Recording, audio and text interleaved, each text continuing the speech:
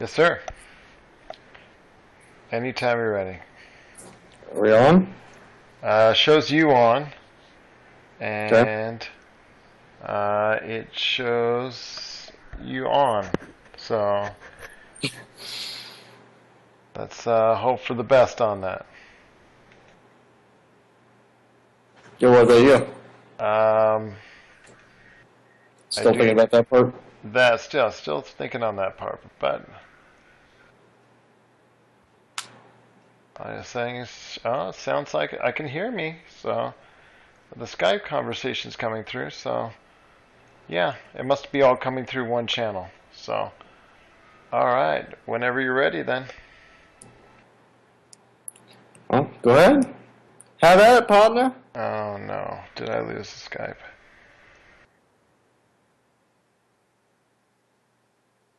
But let me see. Well, check one more thing. One more thing.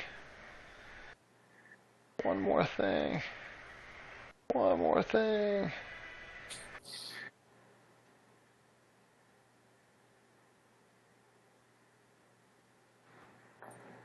One more thing.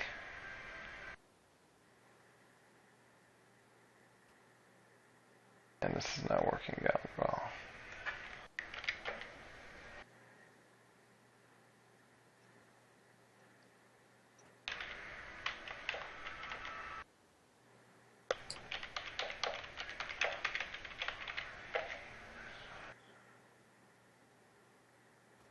Is it kicking you? This was so easy the first time we did it.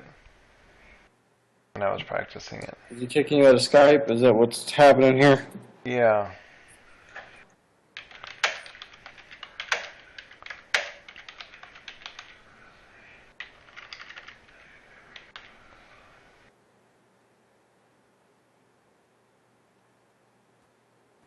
Okay. Alright. Let's see. Let's try this Twitch app too. Maybe that'll show us on there. Show us on there. Let's do this. Delete.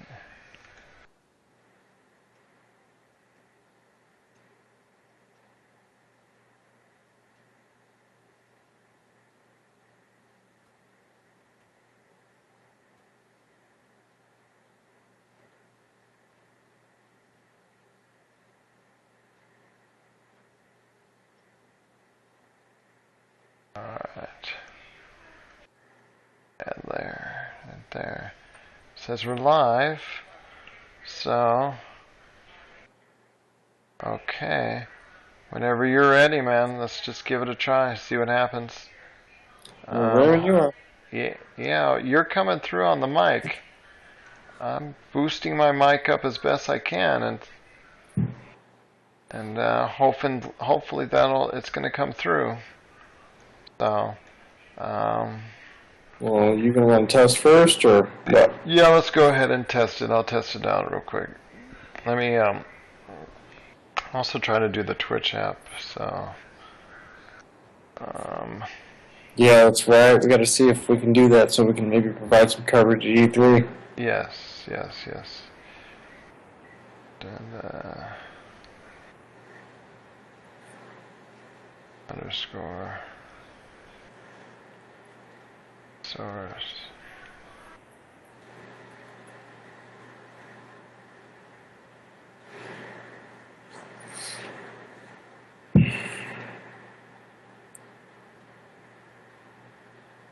Yeah, showing everything is fine here. So, okay. Well,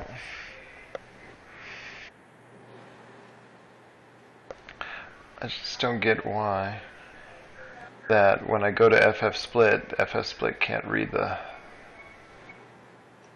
thing. But oh well, that's for another day. I'm just waiting for the Twitch app to show to see where we're at because I've got it on my mobile. Yeah, you're on. We're on, brother. Anytime you're ready. 3, So you're gonna start it over? 2, 1. Yeah, let's see. Let's give it a try. See how it goes. Okay. Well, what's up, everybody? This is Nick, the face of Angry Nick here at Game Source. I'm with my partner in crime tonight. What's going on? Hello, sir. It's a pleasure to be on. Hello, sir. Again, it's a pleasure to be on, and it's a beautiful day in paradise. How are you? Not too bad. Can't complain too much. Yeah, I'm sure you can. It's been a while. It has been a while. I think we're trying to experiment with something a little bit new this time. So hopefully, all of our loving and adoring fans out there will be able to appreciate us live as they're watching right now. Or if you're watching this on YouTube or listening to it on a podcast when it comes out in MP3 form, they won't care. Yeah, that's true. Nobody will care about the face of Angry Nick and Follow Time. I certainly don't, but let's go to it, man. What are we talking? Well, E3 pre-show, as those folks who follow us, and for those of you who don't, you can check out a lot of our great content at www.yourgamesource.com. This is our typical E3 preview thing, that we kind of run each year. Kind of gives us some opportunity to give you folks an opportunity to give us some feedback on what you'd like to see at E3. What we kind of expect to see, what our expectations of some of the conferences are going to be, and, all that good junk. So, if I were E3, what E3 would I be? I would be an E3 tree. An E3 tree. Yes. So, Gerald, I guess let's start off with I think the one with the least contender, Nintendo.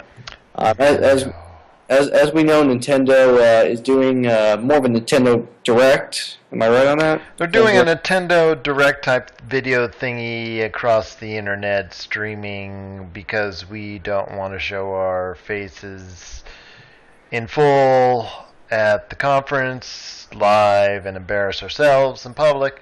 So we're going to run 4 separate shows, one each day, with little tidbits, little things in there to all the great customers out there, which is a shame because they are probably at their highest notoriety for the Wii U in 2 years, with the great success, and kudos to them, by the way, for the wonderful start for Mario Kart 8, selling over 1.2 million copies, and really looks like to be a good hit for them. Plus, they've got Super Smash Bros. Coming out for 3DS this summer and later this year for the Wii U. So at least off of those 2 titles, that it looks like it could be a decent year. Although they do have to make some changes, additions, and also some minor tweaks in order to I think even make a great impression at the E3. Yeah, but in terms of your expectations of what, as you know, as those of you who know or you don't know, whether you follow E3 or you don't. Well, they should be following us because we've got I think about 800 followers as far as between our Facebook, our Twitter account, and you guys are going to be live tweeting from the show floor all 4 days. In fact, 5 if you include the conferences themselves. You're going to be tweeting away. Meanwhile, I will be here back in our home command station, garnering everything, all the information from all around the net, and also be adding it to our Facebook news feed and our Twitter news feed with just a constant barrage of information. And I'm also going to be commenting and sticking my nose in there as the conferences are going on as well, sir. Well, so in terms of the expectations for the conferences, as I tried to touch on at the beginning of the conversation, was Nintendo Direct. So unfortunately, For it doesn't. Nintendo Directs. Yeah, unfortunately, it doesn't appear as though Nintendo intends on doing anything as they did last year, as we know. It seems as though, from a contact we have established over at Nintendo, they're going to be housing a tournament in the Nokia Center. Which they should be doing for their presentation, but I digress. Go ahead. No, but that's basically where I was going with that, was that, unfortunately, again, Nintendo is falling last in place, again, as usual, because I mean, and I don't know, correct me if I'm wrong, but I think, is this yet another ploy to help buy time for them? Well, I think first off, they need to really, really strongly consider, and before I go into it, I do want to say that OSU Water Polo, aka Aaron, on his page at yourgamesource.com/OSU Water Polo, had a great article that we posted today on his thoughts and hopes for Nintendo, and revamping the online system was priority number one for him, and I think that would be a great start, and also would send a message to those third-party makers that, hey, the Wii U is a serious contender, but also as well, I think a massive price cut is needed, because even though it did sell strongly, 1.2 million sales, and it has also moved some consoles as well, at $329 for the Wii U Mario Kart Wii U bundle and $299 for the regular system. That's just not going to cut it for the long term. Yeah, but Gerald, what's the appeal though? We've had this discussion in previous podcasts. What is Nintendo's forefront? What are they front loading that's incentivizing? Well, first of all, they need to ditch the gamepad and need to do a Microsoft and just ditch the gamepad, sell it for $199 without the gamepad, because most of these games that are coming out right now are not even reliant on the gamepad for the Wii U at this point in time, and it just seems that to be right now having less and less importance as far as the allure of the actual unit. Just like Kinect, I have a feeling it's going to meet the same fate at some point in time, and Nintendo's just going to say, hey, we have two SKUs with or without the gamepad, but most people are just by price point are just going to be drawn towards the gamepad unit. I just think it's a necessity. I think it's something that's got to happen. Hopefully sooner rather than later, but I think they're just going to be intoxicated with the short-term success they've had with Mario Kart, and still try to hold fast to what they're doing, and that's going to be a mistake, I think, in the long run. But Mario Kart's not going to save them. No, it's not. I know it's not. I know it's not. That's what I'm trying to say. It is not going to save them in the long run. It is just short-term success. And in the fall, they're going to have another small boost in sales when Super Smash comes out. Doesn't matter what the price of the system is, but the problem is, because the Nintendo hardcores haven't been buying this Wii U system until now with Mario Kart and Super Smash. But once those people buying go away, then you're left with trying to reach out to the general consumer, and the general consumer wasn't even interested in the first place. And that's a shame, because I think the Wii U is a decent system, but it does need to have a major change as far as price is concerned. And if it starts with that gamepad, so be it. But again, let me just revisit this. Rebooting old games and rebooting series that have long since. I understand. Mario Kart's a big one. Super Smash have historically always been top sellers for top sellers for Nintendo. But the thing is that how long can they stretch out their mediocre to poor success rate if they continue just rebooting these games? I mean, and just hear me out. Should we be concerned about the fact that they, again, do not have any kind of representation in terms of a conference? Instead of a conference, they decide to throw a tournament in. Is Nintendo going down the toilet? Because that kind of seems like the direction that they're going in. It's just disappointing right now, the way that they're it's just delaying the inevitable. I understand that. Unless they get some new IPs, unless that really garners some interest from the outside general audience, because right now the outside general audience is interested only in, well, first off, the PlayStation 4, but now with the price cut and removal of Kinect on most of the systems and their SKUs right now, the Xbox One. So it's still, even with the short-term success, a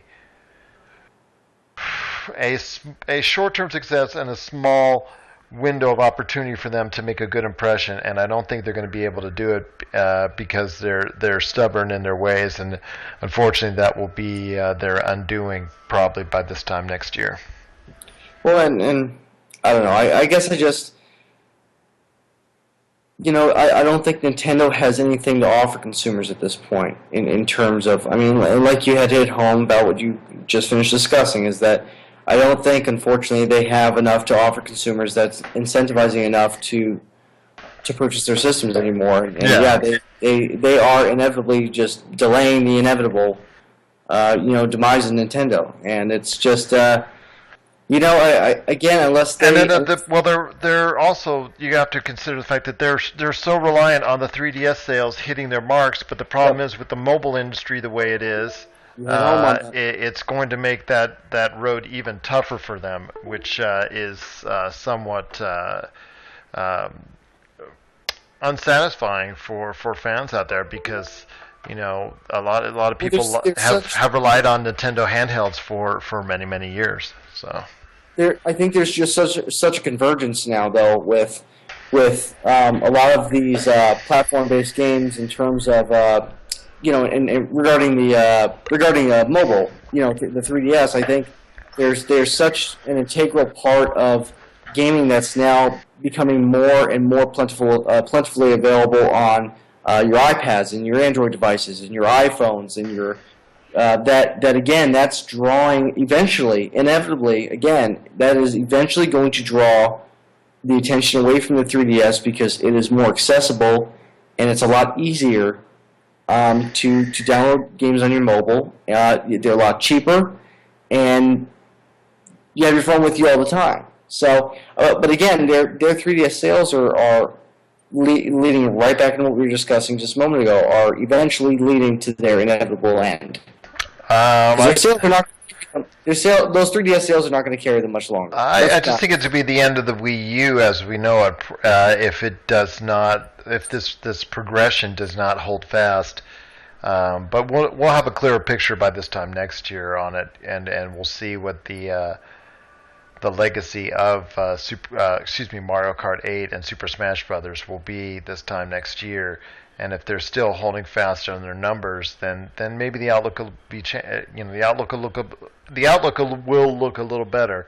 But that's definitely remains to be seen at this point in time. Well, folks, don't forget that we will be all the same providing coverage, probably from the show floor. Your favorite Super Smash Brothers character is the Wii Fit trainer. Oh, please! What a disappointment last year. That was a pitiful early access preview on the show floor that we got. And they made you wait, an hour for it? Oh, man. If I had to hear friggin' Mario go, "It's me, Mario," if I had to hear that one more time, I mean, it was going to be mass suicide in that room. I can imagine. So who's up next? Kind of averting on Nintendo. Let's kind of migrate more into the. I think where the real console war is, the real meat and potatoes between the console war. I think you probably want to highlight how Microsoft ate crow, because you called it. Yes, and I gotta give credit to you, buddy. You called it. So why don't you explain to everybody how you called it before Microsoft did? Well, just, if you read my blog of infamy at yourgamesource.com/yes, Elvis lives.html, back in August of last year, I called as far as I saw the signs as far as the disinterest in Kinect, the lack of promoting of games, and just the sheer arrogance that Microsoft was showing as far as their policy is concerned. And then after E3, where they got smoked, having to, within a matter of 2 weeks, reversing virtually all the unpopular policies that they were going to institute. It was just one adding up to another, leading to let's put it, the Xbox One is still selling great. It's still one of the fastest selling launches in console history. Let's put that out there. But obviously the PR damage was done to the general consumer at large, and they chose the PS4 strong this past holiday season and up until this point. And Xbox One, in a very peculiar move, did not wait to make this announcement of the No Connect and SKU, and basically gave the sales for the rest of May to PlayStation. So, but now it's an almost even playing field, and the systems are almost equal in strength as far as it's concerned under the hood. There's some subtle differences, and certain games will be will exemplify that as far as frame rate issues are concerned. But basically, basically it's an even race right now, and there should be no more complaining from fanboys from either Xbox or PlayStation from this point forward. But the fact that they bundled Titanfall up, I think, was a good that was very strategic. Very strategic marketing strategy they had there. Well, it was great, but now they're kind of hard to find because they have the Kinect. I think their best move was during the past few months was them allowing retailers to discount the Titanfall and the regular Xbox One Kinect bundle with Forza 5 for $449. I mean, keeping it at that $499 price is just not attractive to consumers. But once they started going $50 less, people really got into it. At $399 now, like I said, it's now an even playing field. So the Titanfall bundle is now, I don't even know if it's still in production. It's just basically with a lot of retailers that I've checked into lately, it's becoming harder and harder to find. So I'm hoping it's still out there because I plan on getting an Xbox One probably by the end of the year, and I'd like to still, that would probably be my choice is getting that because I'd still like to connect as far as for some of the features. For the Xbox exercise, also the voice controls. I kind of dig on that, but I'm one of the few. I realize that. Well, I also realize what Kinect, having that Kinect in there did to the overall outlook initially of the Xbox One. So, since we're on the topic of Microsoft, what are your expectations of as far as the conference? What are your expectations, or what do you think what do you think you have the strongest desire to see presented at the conference this year? Well, everything these days seems to get leaked out, so that's the first bummer. Second thing is now people are this week the announcement of games. It just seems like almost at this point E3 will be an afterthought with all the games that have already leaked out. As far as the announcements of this game coming out, that game coming out, so it's that part has been disappointing too. But we'll discuss that with third party. With Microsoft, obviously they're going to really be focusing on Halo, whether it's the Halo 2 remake that they're talking about, the Master Chief series, which has been rumored, or the obviously Halo 5, which is coming next fall. They're going to show a lot of that off at E3, which they showed last year. That was the conclusion of the they're show. A little bit more than Master Chief in the desert this time. But they can't show Gears of War yet because that just started production. They'll be showing that off next year.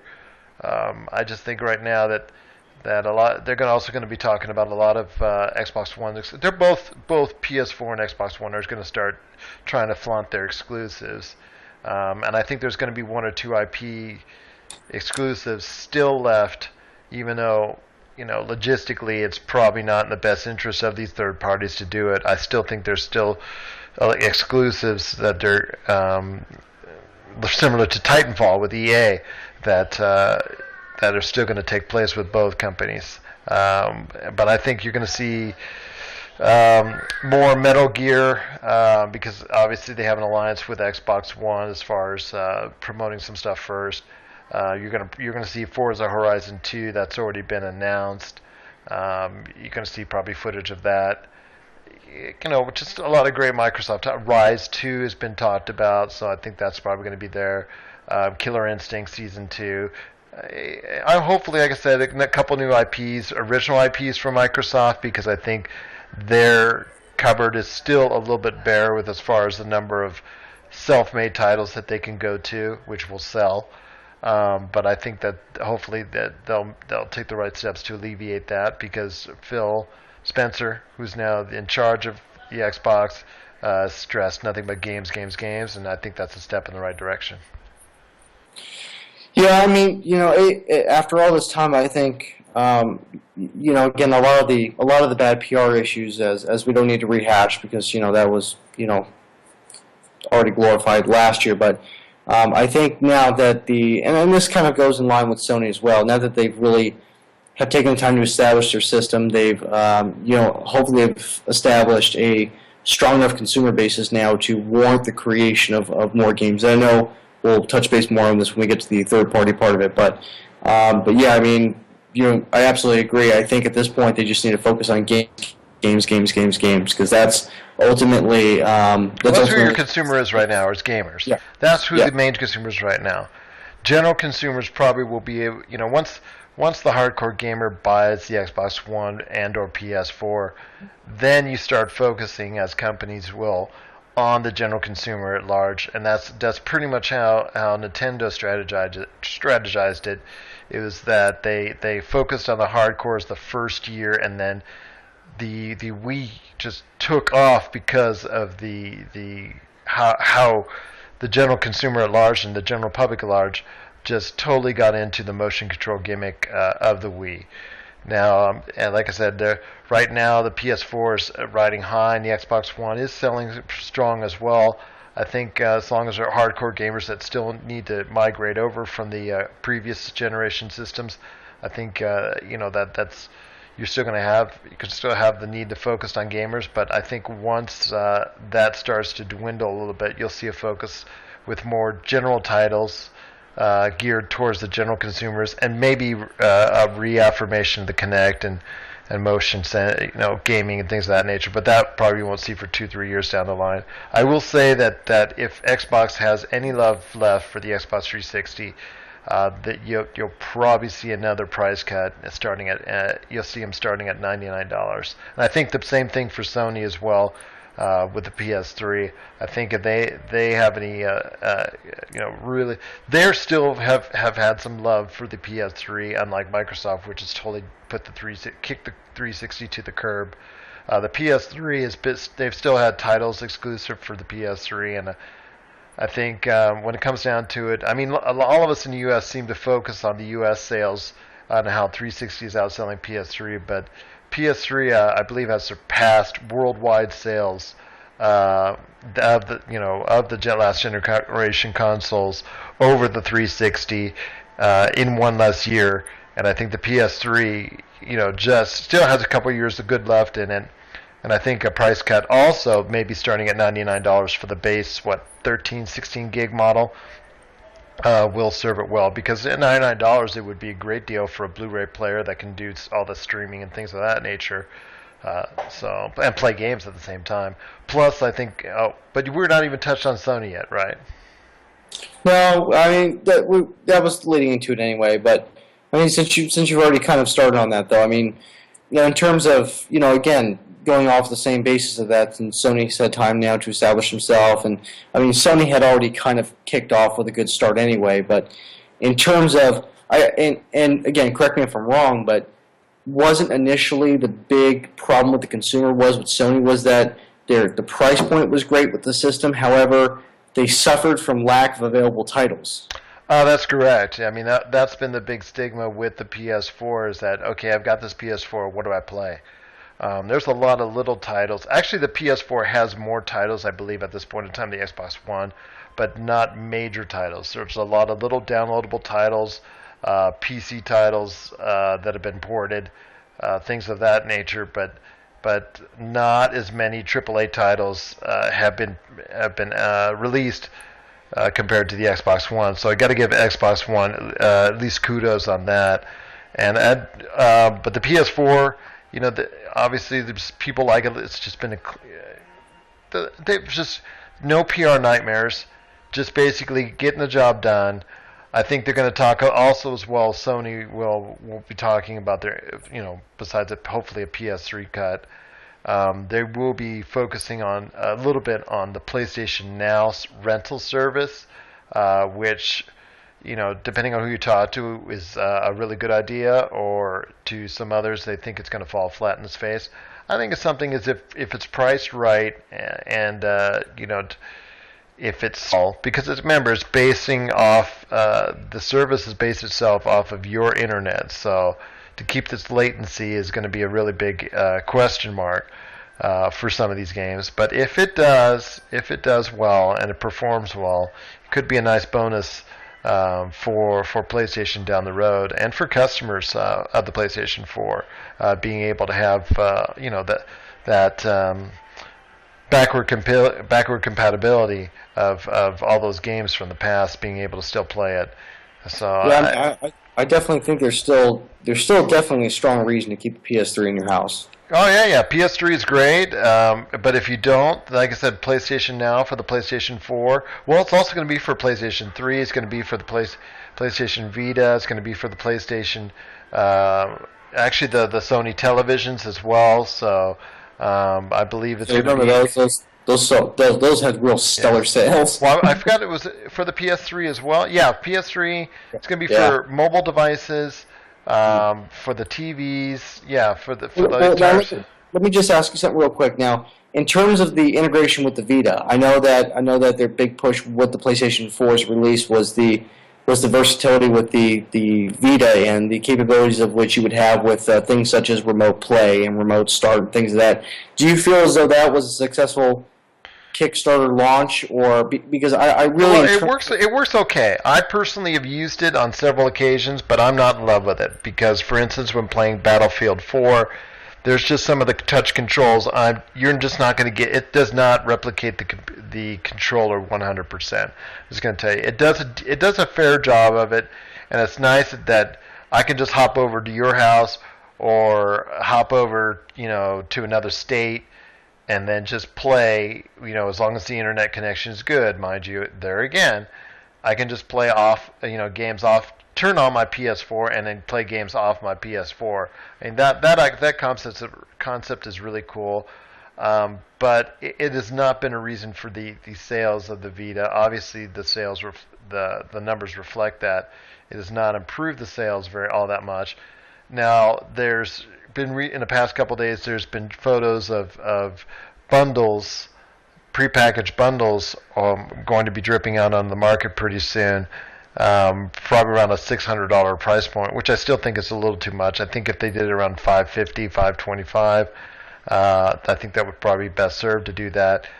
But yeah, that they're start thinking about bundling it together. They may announce that at the conference, which just might make it more attractive.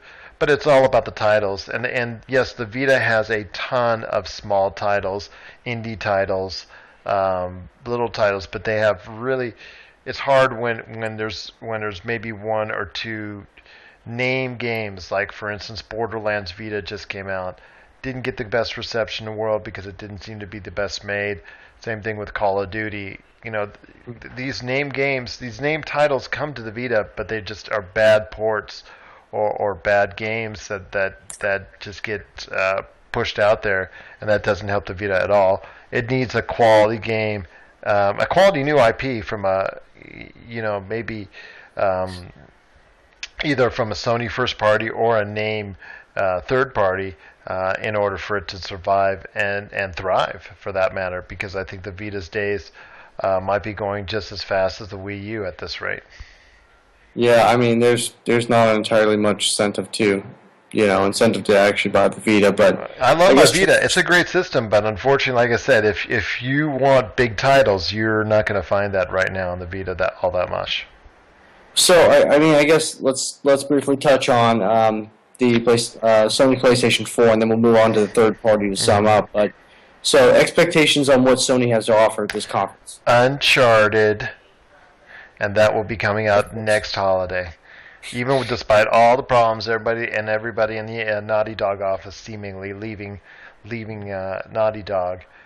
The turnover's been high. I'm kidding, of course, but the turnover's been high at Naughty Dog. It was some of the main people, as far as Amy Hennig, one of the other writers, who was actually the voice of the bad guy himself. He's gone, and some other individuals that were high up in the development of this game also leaving. but the guys behind The Last of Us who had worked on two of the previous Uncharted are now in charge of the direction of the Uncharted games. So I feel it's going to still be strong. I think they're going to show it off, and I think it's going to be a great holiday title for 2015, not 2014. Unfortunately, 2015. I think if you're looking for a great first-party title for Sony this year, I really, Drive Club's not going to do it for me, and that's the problem. So Sony is going to do a Microsoft, or what Microsoft has done in the past, recent past, and rely heavily on a lot of third-party help, Destiny, and some other games of that ilk that will keep its sales strong until they can start bringing out some of these first-party games. Because for instance, the Order 1886 that got pushed to next year, and games of that ilk. I'm sure you're going to see a lot of new IPs announced. I'm sure you're going to see new IPs announced, including probably The Last Guardian, which for years has been a joke in the industry, but I think finally it's going to be introduced. But those are probably will be next year as far as the finality of having that. So next year looks great for the PS4, but for the rest of this year, I don't know how they're going to sugarcoat it, but they're going to try to do their best. The new Metal Gear Phantom Pain looked real good. Yeah, but unfortunately it has an alliance with Xbox right now, because if last year it was at the Xbox conference, and I think they're going to have some special stuff for Microsoft Xbox One when it finally comes out, 10 years from now. Still though, all the I'm same, kidding, of course. All the same, still very excited though. It looks like an amazing game. Yes, it looks like very good. So if you're a Metal Gear fan, that's something to look forward to. Unfortunately, the glorified $40 demo, which came out recently, was not the best representation of the game. But I think that once Phantom Pain comes out, I think it'll be back to normal for all the Metal Gear fans. So I guess kind of our last component is the third party. Oh yes, and this is probably always actually in the past couple of years, it's seemingly been probably the best representation of E3. Last year with surprises, for like Star Wars Battlefront, Mirror's Edge 2, Konami, Ubisoft announcing a lot of stuff and things of that nature. This year I wish they would have saved the Far Cry 4 announcement for that. That would have been awesome. It's like putting all your cards on the table. Yeah. Well, most of them seemingly do that because they're just worried they're going to leak it. It gets leaked anyway, so they it spoils it anyways. But I think you're going to see, like, for instance, more from Battlefield Hardline, and more from I think that game that just got announced last week, Battlefield Hardline. I think that looks very promising because it's taking the Battlefield series into a different direction. We see new God of War. Going back to the Sony thing, I think it just hit me. I think we're going to see a new God of War in some form or fashion debuted. I don't know, man. For next year. It's next year, that type deal. But sales weren't even really where Sony wanted them when the last God of War came out, did they?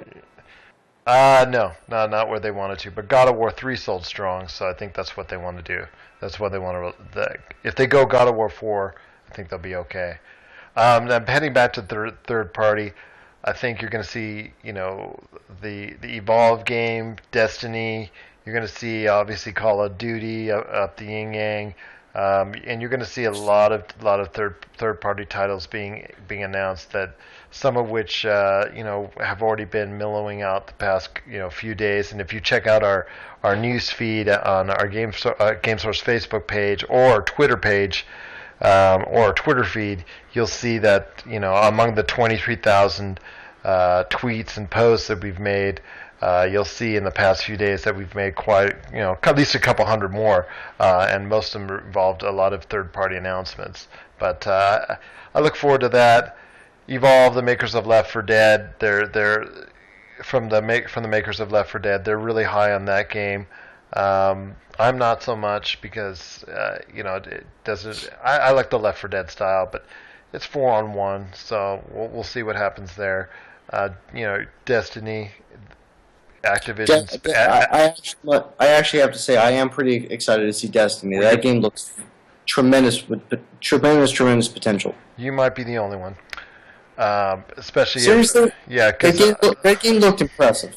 Game looked like Halo and Borderlands had a baby, but unfortunately that was just me. And hopefully with $500 million in advertising and production costs, that Activision can change my mind on that. I hope so, anyways. There's talk of a whole bunch of games like the new Star Wars Battlefront. We'll hopefully see that in action finally. And just a bevy of games from all the different third parties. EA. What is Ubisoft? Does Ubisoft have anything more to follow up with Watch Dogs besides just DLC? Do they have any more new IPs? They're going to show Assassin's Creed Unity. I understand that both Assassin's Creeds, the one for the new next generation and for one for the old. So there's a lot of good things to look forward to from the third party manufacturers, and I really think. I'm really just hoping for Left 4 Dead 3. I really just, for me, that's one of the games that I would hope be announced, but I know that's probably knowing Valve a long way off. I don't know, the new Dead Rising looked pretty impressive last year. Well, and that's just heading to PC this summer, so PC players get to have fun with all those bugs, but it was a decent looking. Graphically, I was blown away by that. I was I was very, very impressed with that. When it didn't stutter. But need I digress? It looked, it's a decent game, and it did very well for the Xbox One, and it'll be coming out to the PC this summer, which is good. Good for Capcom. Should have come out on the PS4 as well, but oh well. I think you're also going to see like for the Xbox One, that's going to have at least one or two third-party exclusives. I think you're going to see the same for the PS4. As far as having a one or two exclusives as well from third parties, that's going to that's going to come out of left field and surprise everybody. But one thing I do want to say before we end this is the indie games. I think they're going to play a major part with both Xbox and PS4 their conferences. Hopefully you guys will be able to stop by Indiecade when you're down there. You, Chris, and Corey, CNC. CNC, Chris, Nick, and Corey. Well, I mean, and I think the indie games have taken a much greater spotlight than they traditionally have in the past. I think, and I don't know, this is just my opinion, because I mean, IndieCAD has always had been a vital component, as we've traditionally have had the opportunity to meet with them in the past. But I think, especially with the PlayStation 4 having such a limited available titles to purchase offhand, I think, if it were not for indie titles being available for digital download through the PlayStation Network, I don't know if Sony could really credit themselves with as much notoriety as they would have, because I don't think really they would have had much in terms of availability as far as their titles, which everybody obviously had an issue with initially. But so I mean, I think we got to definitely give some love to indie, and we will most certainly make sure we make our rounds by there this year, because I do look forward to seeing some of their great work over there. As do I, man. As do I. But on that note, we just want to, if I may, we just want to reiterate that we are going to be there all day as V3. Like Gerald mentioned at the beginning of the podcast, we'll be twitching live during the press conferences during Sony and Microsoft. Live tweeting. Tweeting, sorry. If you guys can do a live Twitch, that would be awesome. Yes, that would be awesome. However, we'd probably be infringing on somebody. So, tweeting, we'll be tweeting during those conferences, as well as providing you some great content from the show floor. GameSource has some amazing opportunities, and I just want to take time to thank companies like Bethesda and Bandai Namco and Kemco. Yeah, thank you. We have a whole list of them. Unfortunately, here in Vegas, it's 11 o'clock at night, and I'm unfortunately Angry Nick's at a few less of words, and not looking at my calendar right now. So that's one of the first times. Yeah, but shut up. Anyway, we're going to be providing a lot of great content in terms of podcasts and just video, pictures, and just a lot of other great things. And we have to contribute thanks to Gerald because he'll be working diligently at the command center and make sure that's all up, ready, and available for you to view at www.yourgamesource.com. Gerald, you want to? Well, also as well, I'll be hopefully posting it up to our YouTube page, which is yourgamesource.com. The entire thing spelled out, DOTCOM. Or hopefully I can even throw things here on a game_source Twitch page. Hopefully I can throw some stuff there as soon as you guys send me the video on that. Plus, you guys will be taking pictures as well, which we'll show off on our Facebook page.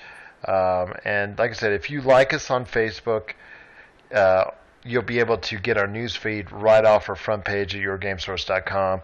Or you can download our free mobile app and get the whole feed right there in Twitter. Or also as well our Facebook feed right off your mobile app. Or, if you want, just go straight to our Twitter and at GameSource. You can just tweet to us, and if you have a question for the guys down there to find out, we'll be more than happy to cover a game for you if you wish. Just tweet us at GameSource or send us a message to our Facebook page, GameSource. We're just happy to take care of you guys out there and gals out there, you fans. Thanks for following us, and we appreciate all of it. And we'll be also I'll be posting my thoughts over the next few days on E3 for what needs to happen and what will happen for all three. Hopefully I'll be able to put that out in the next few days. I know, like I said earlier, Aaron has already put out his E3 thoughts. Our latest staff member, Joe, he's got articles coming up right here in the near future, so keep on the lookout for that. And, like I said, things are getting really busy right now around E3, as it always does. Absolutely, and as always, we just thank you folks for taking the time to tune in with us. Like I said, we're excited to be a part of E3 as usual, and we thank all those fine folks who are taking the opportunity to meet with us, and all the folks who are going to meet with us who don't know yet they're going to meet with us. So let's just hope this all went through and it recorded okay. Yes, let's hope so. But otherwise, hey, everybody, have a great night. Thanks for joining us here at GameSource. And until our next.